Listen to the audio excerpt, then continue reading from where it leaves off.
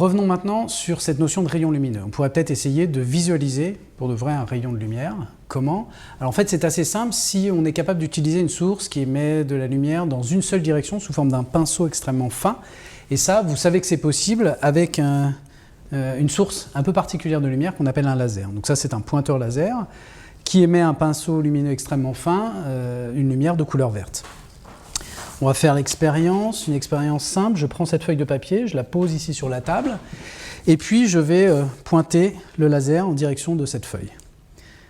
On observe ici, sur la feuille, une tache lumineuse de couleur verte qui correspond à la lumière diffusée par la feuille de papier, c'est-à-dire renvoyée dans toutes les directions de l'espace. En revanche, on n'est absolument pas capable de visualiser le rayon de lumière entre le laser et la feuille de papier. Pourquoi ?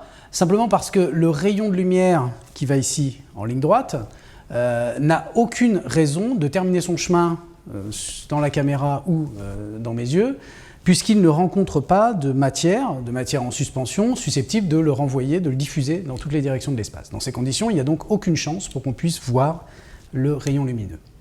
Alors maintenant, comment rendre visible le trajet de ce rayon laser ? Il faudrait des particules en suspension, donc de la fumée, du brouillard par exemple. On a ici une machine à fumer. On va donc voir ce qui se passe maintenant lorsque j'ai des particules en suspension sur le chemin du rayon lumineux.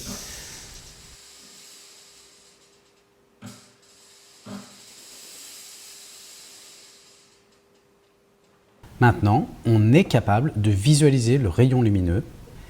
Et pourquoi on est capable de le visualiser dans ces conditions? Parce qu'une partie de la lumière provenant du laser est maintenant diffusée sur les particules en suspension. C'est-à-dire renvoyée dans toutes les directions de l'espace, donc renvoyée vers mes yeux, vers la caméra. On est donc capable de visualiser le trajet du faisceau laser. Cette petite expérience nous a donc permis de voir de façon très concrète cette notion importante de rayon lumineux, notion qu'on réutilisera tout au long de la semaine pour expliquer les expériences d'invisibilité que l'on sera amené à réaliser ensemble.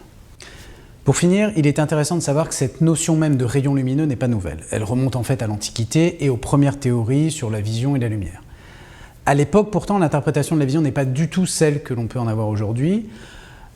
Pour des savants comme Ptolémée, Pythagore, Euclide ou encore Démocrite, la vision est due à un rayon de lumière qui provient de nos yeux et qui parvient jusqu'à l'objet observé.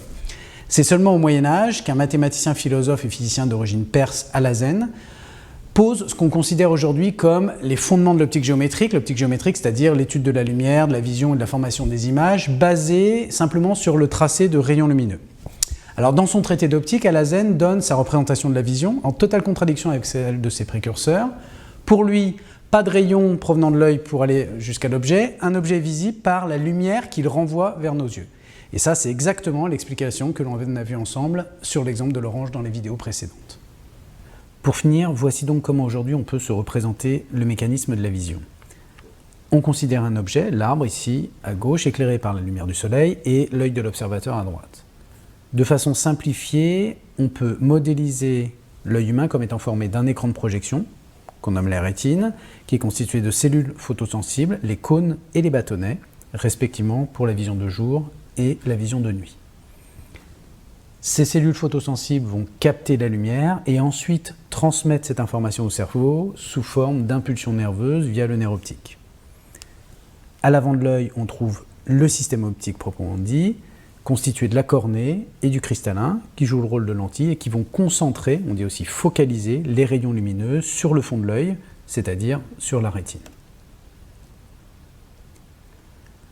On a vu que la lumière, qui se propage en ligne droite dans l'air, est réfléchie, diffusée par les objets.